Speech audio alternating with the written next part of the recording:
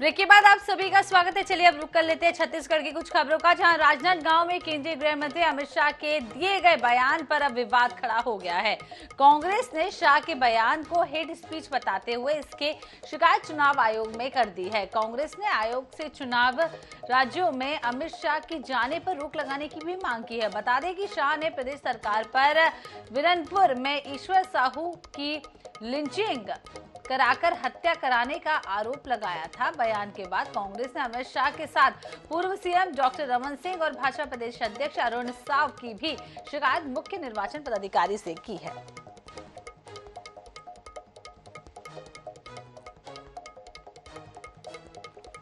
Bharatiya Janata party के वरिष्ठ नेता, देश के गृह मंत्री श्री अमित शाह कल छत्तीसगढ़ आए थे पूर्व मुख्यमंत्री डॉक्टर रमन सिंह जी का नामांकन दाखिल कराने। नामांकन दाखिल करने के पहले उन्होंने जो चुनावी सभा को संबोधित किया उसमें हेट स्पीच किया, छत्तीसगढ़ की गंगा जमुनी तहजीब पे प्रहार करने की कोशिश की, हिंदू मुस्लिम दंगा भड़काने की कोशिश की। उन्होंने जो कुछ कहा वो कहीं न कहीं आदर्श आचार संहिता का सीधा सीधा उल्लंघन है। कांग्रेस पार्टी ने आज अमित शाह के खिलाफ, डॉक्टर रमन सिंह के खिलाफ और भारतीय जनता पार्टी के प्रदेश अध्यक्ष अरुण साव के खिलाफ चुनाव आयोग के समक्ष शिकायत किया है। इधर केंद्रीय गृह मंत्री अमित शाह फिर से 4 दिन बाद 20 अक्टूबर को छत्तीसगढ़ आएंगे। इस दौरान वे जगदलपुर और कोंडागांव में चुनावी सभा को संबोधित करेंगे। बस्तर संभाग में पहले चरण में चुनाव होना है, जिसे लेकर पार्टियों का प्रचार जोरों पर चल रहा है। अमित शाह 20 अक्टूबर को बस्तर संभाग के दौरे पर रहेंगे।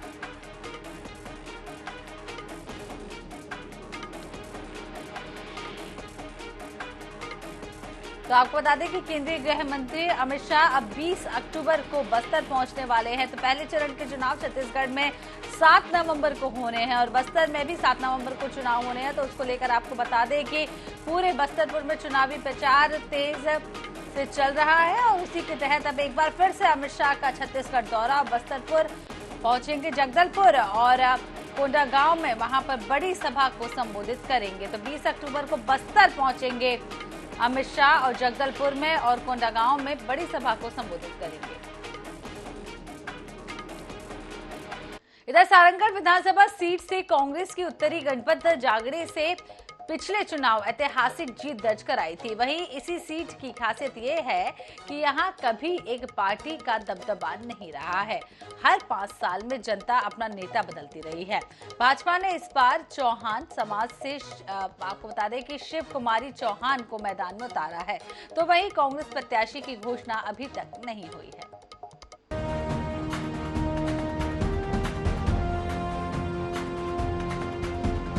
विधानसभा 2018 में छत्तीसगढ़ में कांग्रेस का 15 साल का वनवास खत्म हुआ। सारनगढ़ से कांग्रेस के उत्तरी जांगड़े ने बीजेपी की कीराबाई मनहर को 52,389 वोटों से हराया था। उत्तरी गणपत जांगड़े को 1,01,834 वोट मिले थे। दूसरे नंबर पर बीजेपी रही। बीजेपी से कीराबाई मनहर को 49,445 वोट मिले। तो वही बसपा के अरविंद कुमार ने 31,083 वोट हासिल किए। बहरहाल कांग्रेस ने प्रत्याशी की घोषणा नहीं की है, लेकिन मौजूदा विधायक ने टिकट मिलने का भरोसा जताया है। साथ ही सारनगढ़ बिलाईगढ़ जिले के निर्माण को अपनी उपलब्धि बता रही है। वो क्षेत्र में विकास की गंगा बहने की भी बात करती है। ऊपर से तो भरोसा है, काहे कि हमारे सरकार ने इतना अच्छा काम कर रहे हैं, हम लोग भी इतना अच्छा काम कर रहे हैं। तो इतना वर्षों पुराना मांग जिला पूरा हुआ। जिला के साथ साथ हमने जो वादा किया था किसानों का प्रति एकड़ 20 कुंटल में इस साल धान खरीदी करेंगे, और पिछले बार जो वादा किया था 2500 में धान खरीदने को, वो भी पूरा किए। किसान, युवा, मजदूर सभी वर्ग के लिए काम कर रहे हैं हमारे कांग्रेस परिवार ने। वैसे तो पिछले मुकाबले कांग्रेस और भाजपा के बीच होते रहे हैं, लेकिन बसपा भी यहां से जीत दर्ज कर चुकी है। पिछले चुनाव में बी पार्टी अपनी उपस्थिति जताती रही है। आम आदमी पार्टी भी यहां से ताल ठोक रही है। विधायक के दावे से उलट अन्य दलों के दावेदार आवास नहीं होने और पलायन को मुद्दा बना रहे हैं। हमारे लोग बहुत ज्यादा पलायन कर रहे हैं, गरीबी है। तो हम सबसे बड़ा मुद्दा यही रखेंगे कि रोजगार की मुद्दा रहे, और जो युवा साथी बेरोजगार हैं उनको नौकरी मिले, रोजी रोटी मिले, यही हमारी सबसे बड़ी प्राथमिकता है। आज तक कोई ऐसी पार्टी नहीं हुई है जो आपके बच्चे को शिक्षा देने की बात करती है, उस पर वोट मांगती है। हम तो आपको बच्चे को अच्छा शिक्षा देना चाहते हैं, चाहे वो अमीर आदमी हो चाहे गरीब आदमी हो। उसके बाद जो पूरा फैमिली को, पूरा परिवार को अच्छा स्वास्थ्य देने की हम बात करते हैं। आम आदमी पार्टी में आदरणीय केजरीवाल जी का गारंटी कहना है कि हम 10 लाख लगभग 10 लाख रोजगार देने की बात कर रहे हैं। सारंगढ़ विधानसभा क्षेत्र के चुनाव ट्रेंड के बावजूद यहाँ किसी के लिए राह आसान नहीं लग रही है। भाजपा में प्रत्याशी घोषणा के बाद भाजपा नेता मनोज लहरे पार्टी छोड़कर बसपा में शामिल हो गए हैं। हालांकि बसपा भी प्रत्याशी घोषित कर चुकी है, लेकिन प्रत्याशी बदले जाने की चर्चा है। इसीलिए अभी यहाँ समीकरण बन बिगड़ रहे हैं, जो मुकाबले को रोचक बना रहे हैं। इस पर से पर्दा तो 3 दिसंबर को मतगणना के दिन ही उठ पाएगा। सारंगढ़ से INS 24/7 के लिए देवराज दीपक की रिपोर्ट।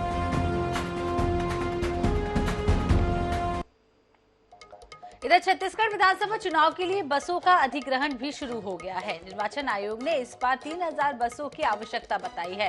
राहत की बात यह है कि बस मालिकों को बीते वर्षों की अपेक्षा ज्यादा दरों पर किराए का भुगतान हो रहा है। साथ ही साथ ईंधन और ड्राइवर कंडक्टर के जो श्रम उन्हें दिया जाता है वो भी अलग से दिया जाएगा। इसके बावजूद बस मालिकों ने अपनी समस्याएं भी गिनाई हैं।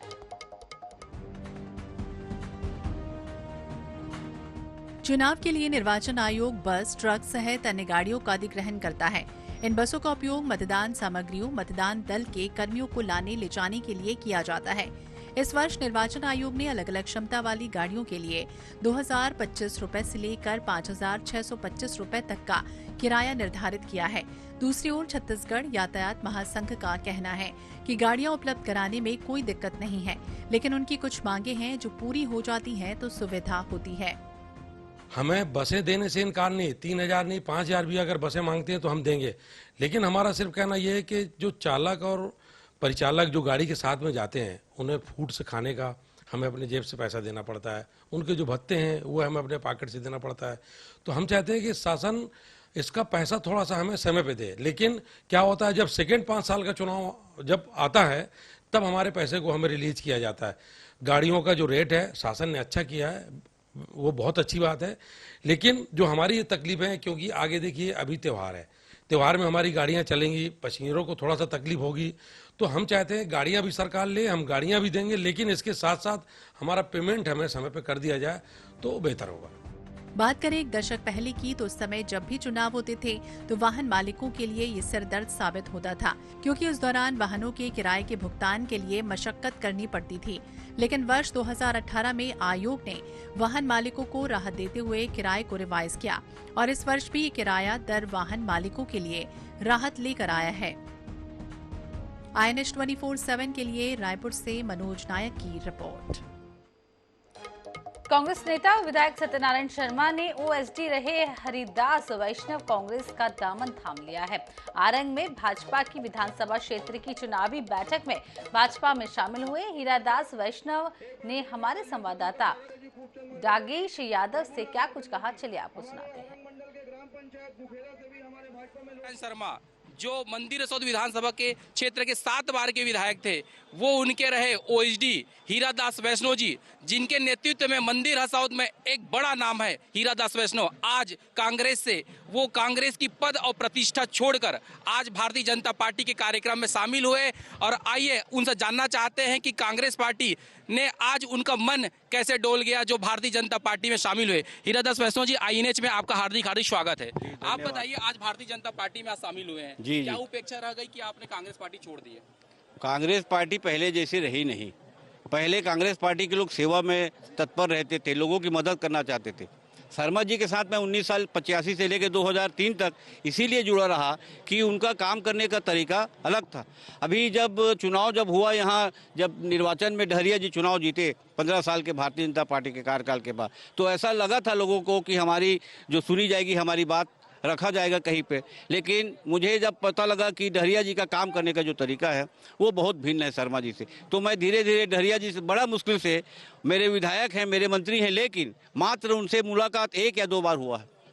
और उसके बाद मुझे लगा कि नहीं, इनका काम करने का तरीका अलग है, शर्मा जी का काम करने का तरीका अलग है। कांग्रेस के वरिष्ठ लोगों में आपकी गिनती होती है, कई सारे लोग आपके साथ में जुड़े हुए मंदिर सौद विधानसभा क्षेत्र में, और आगामी दिनों में भाजपा शामिल होने की ऐसी कोई आकांक्षा?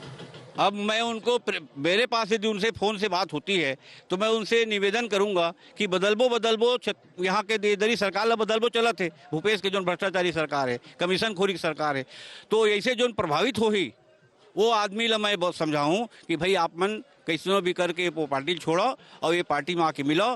कांग्रेस के कार्यकर्ता रहे, जो मंदिर रसौद विधानसभा क्षेत्र में एक नाम था, एक नाम, बड़ा नाम था, हीरादास वैष्णव जी, जो आज जो भारतीय जनता पार्टी में शामिल हुए हैं। अब देखने की बात रहेगी आगामी दिनों में कितने की संख्या में कांग्रेसी भाजपा में शामिल होते हैं। मेरे सहयोगी के साथ मैं डागेश यादव, INH न्यूज, आरंग। छत्तीसगढ़ में विधानसभा चुनाव को लेकर अब प्रत्याशी मैदान में उतर चुके हैं। राजनांदगांव जिले के सीटों पर भी भाजपा और कांग्रेस ने अपने उम्मीदवारों का ऐलान कर दिया है। खुज्जी विधानसभा सीट से भाजपा ने जिला पंचायत अध्यक्ष गीता घासी साहू को प्रत्याशी घोषित किया है, जिन्होंने INH 24x7 से खास बातचीत की। आप भी देखिए। आगाज हो गया है, वहीं कांग्रेस और भाजपा दोनों ही पार्टियों ने अपने प्रत्याशियों की घोषणा कर दी है। आज हमारे साथ मौजूद है खुज्जी विधानसभा क्षेत्र की भाजपा से प्रत्याशी गीता साहू जी।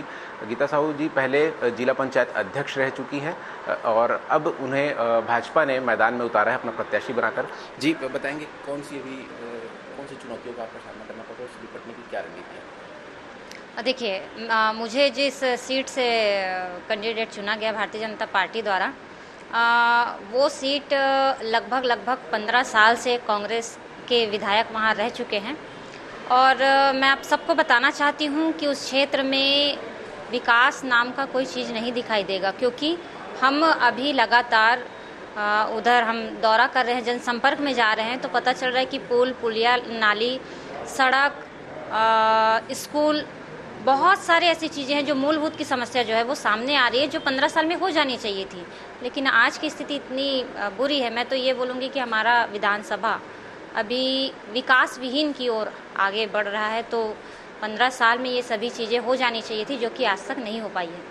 प्रमुख मुद्दे क्या होंगे जिन्हें लेकर आप जनता के बीच जाने वाले हैं? प्रमुख मुद्दे होंगे आवास, जो हमारे गरीब परिवार को अब तक आवास नहीं मिल पाए हैं, और लोगों के बीच में जो उनको मूलभूत की जो समस्याएं होती है, जिसे हम शासन प्रशासन द्वारा करवा सकते हैं, उस चीज़ों को लेकर के हम उनके सामने जाएंगे और उनकी जो भी समस्या रहेंगी उनको निराकरण करने की पूरी प्रयास करेंगे।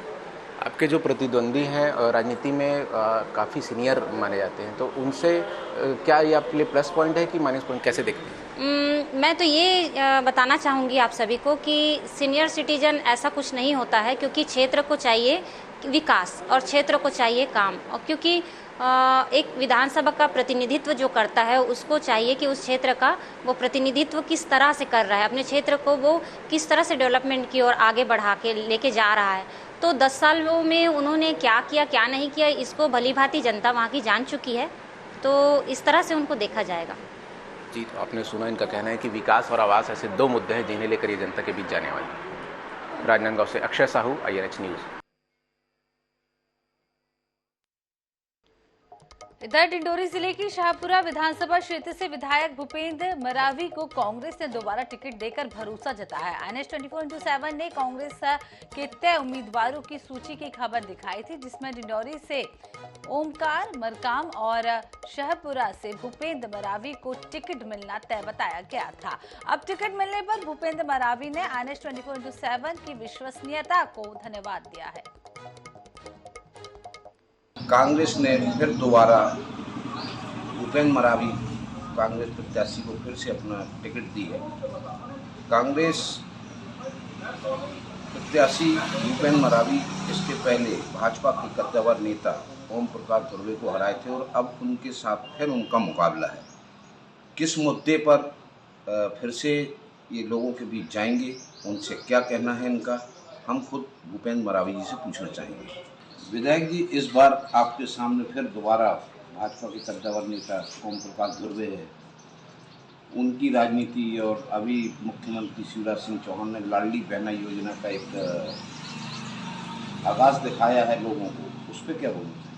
जी, मैं माननीय कमलनाथ जी की जो भी 13 वचन, चाहे 100 यूनिट बिजली फ्री, 200 जलाएंगे हाफ, गैस सिलेंडर 500 रुपये में गैस सिलेंडर, और सरकारी पुरानी पेंशन लागू, और जो हमारी अभी माननीय प्रियंका गांधी जी का रामनगर में आगमन हुआ, तो जो सबसे बड़ी चीज़ डिंडोरी जिले में शिक्षा का स्तर बहुत कमज़ोर है, उसके लिए माननीय प्रियंका गांधी जी ने 1ली से 8वीं तक के बच्चों को 500 रुपया, 9वीं से 10वीं के बच्चों को 1000 रुपया और 11वीं से 12वीं तक के बच्चों के लिए 1500 रुपया। कहीं ना कहीं हमारा ट्राइबल क्षेत्र है, लोग मजदूरी करते हैं, खेती बाड़ी करते हैं, तो उनके पास आर्थिक स्थिति खराब होती है, अपने बच्चों की फीस जमा नहीं कर पाते, क्योंकि मैं हमेशा से पूरी 5 साल जनता के बीच में रहा हूँ।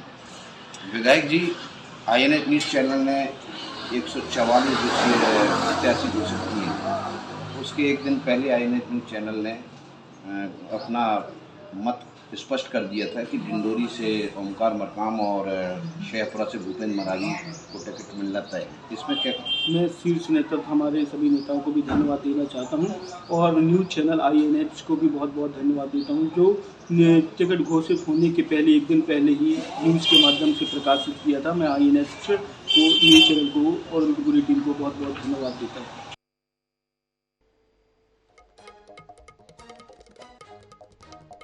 इधर कवर्धा जिले के कवर्धा और पंडरिया विधानसभा में 7 नवंबर को मतदान होना है।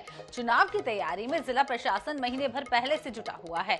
इसके बावजूद अभी तक मूलभूत सुविधाएं मुहैया नहीं कराई गई हैं, जबकि कलेक्टर ने मतदान केंद्रों में जल्द से जल्द व्यवस्था दुरुस्त करने के निर्देश भी दिए थे। वहीं सुदूर वनांचल में मतदाता जागरूकता अभियान का कहीं भी कोई भी असर देखने को नहीं मिल रहा है। इधर पंडरिया विकासखंड के ग्राम बासाटोला के लोगों को मतदान की तारीख भी मालूम नहीं है। बासाटोला के मतदाताओं को 10 किलोमीटर दूर रूख में दादर जाना पड़ता है। 7 नवंबर को पहले चरण का चुनाव है, जिसके अंतर्गत पंडरिया विधानसभा और कवर्धा विधानसभा में मतदान होगा। इस मतदान की तैयारी को लेकर के जिला प्रशासन द्वारा लगातार तैयारी की जा रही है। तमाम जो मतदान केंद्र है उसमें तमाम जो व्यवस्थाएं हैं वो तैयार किया जा रहा है। इस वक्त हम कवर्धा जिला मुख्यालय से तकरीबन 90 किलोमीटर दूर पंडरिया विकासखंड के ग्राम रुखमी दादर में मौजूद है। ये वनांचल है, सुदूर वनांचल क्षेत्र, जहां पर लोगों को किस किस तरह की समस्याएं होती है मतदान केंद्र तक पहुंचने में, उसके साथ साथ क्या क्या यहाँ पे मुद्दे ये जानने के लिए हम यहाँ पर पहुंचे हुए। आइए हम कुछ लोगों से बातचीत करते हैं और जानते हैं कि यहाँ पर मतदान केंद्र जो बनता है हर चुनाव के दौरान, इसमें क्या क्या सुविधाएं रहती हैं और लोगों को यहाँ तक पहुँचने में क्या क्या समस्या होती है। यहाँ लोगों को आने में 10 किलोमीटर से पैदल आते हैं लोग और इसके बाद यहाँ रोड की भी कोई सुविधा नहीं है और जितने भी यहाँ अधिकारी लोग आते हैं सब अपने स्वयं खाना पीना खाकर और ऐसे ही माने भूखे चले जाते हैं। यहाँ पे माने सही उनको नहीं मिल पाता यहाँ, क्योंकि यहाँ ना किचन सेट है और ना ही यहाँ रसोई कमरा है। आज तक के 10 साल हो गए यहाँ का रसोई कमरा नहीं बन पा रहा है, ना यहाँ पानी का भी यहाँ कोई सुविधा नहीं है। कितने गांव के लोग यहाँ पर मतदान करने के लिए आते हैं? यहाँ 4 गांव के लोग मतदान करने के लिए आते हैं, लेकिन वो लोग सब अपन पैदल आते हैं। अच्छा, दूरी 10 किलोमीटर आप बता रहे हैं, पगडंडी है कि रास्ते किस तरह के बने हुए हैं?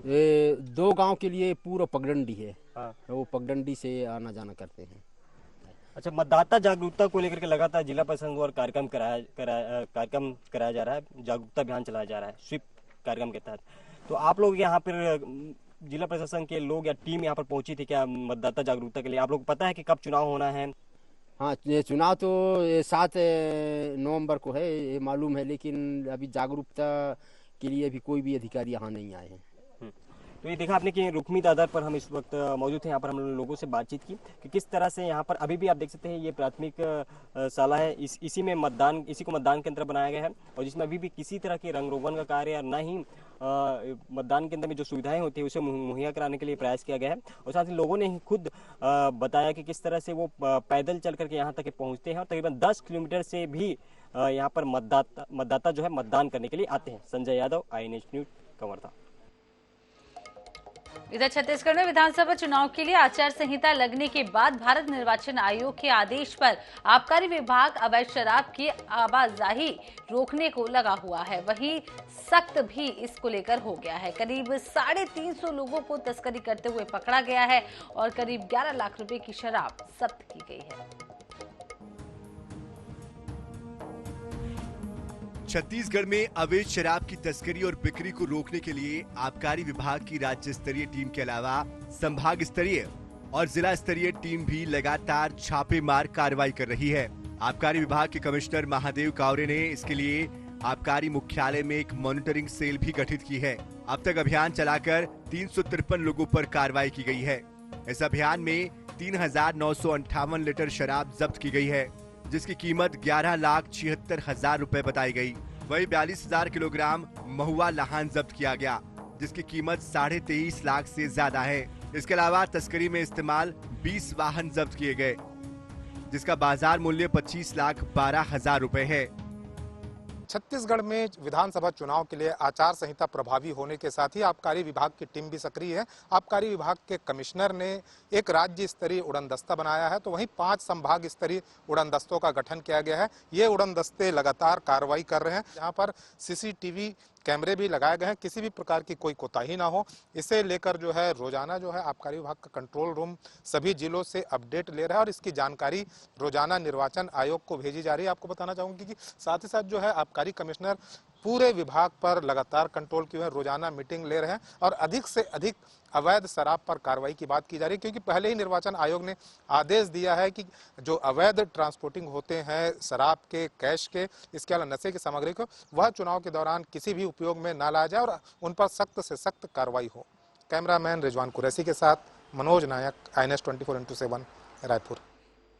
रायपुर के खरोरा इलाके में विवाहिता की संदिग्ध परिस्थितियों में मौत के बाद परिजनों ने मंगलवार को प्रेस कॉन्फ्रेंस की। परिजनों का कहना है कि शादी के 1 साल बाद ही पति और ससुराल वालों से उसका विवाद शुरू हो गया था।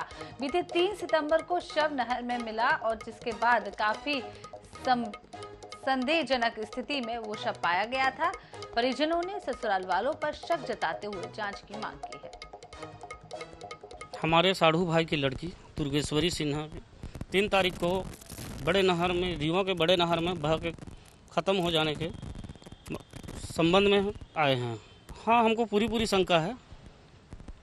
वहाँ पर जो लड़का है दमान वाल्मीकि सिन्हा के ऊपर, क्योंकि वो जो स्थान है जहाँ पर घटना स्थल है वहाँ पर जाके हम देखें तो हमको पूरा प्रतीत होता है कि इसको ये घटना घटा नहीं है, इसको घटाया गया है जानबूझ करके। मेरी दीदी के साथ घटना हुआ है, नहर में मतलब उसको धक्का देके मारा गया है।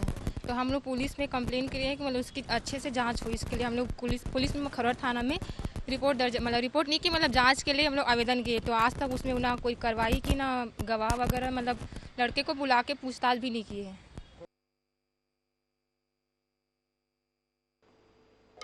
इसी के साथ इस बुलेटिन में फिलहाल इतना ही। देखते रहे INS 24x7। नमस्कार।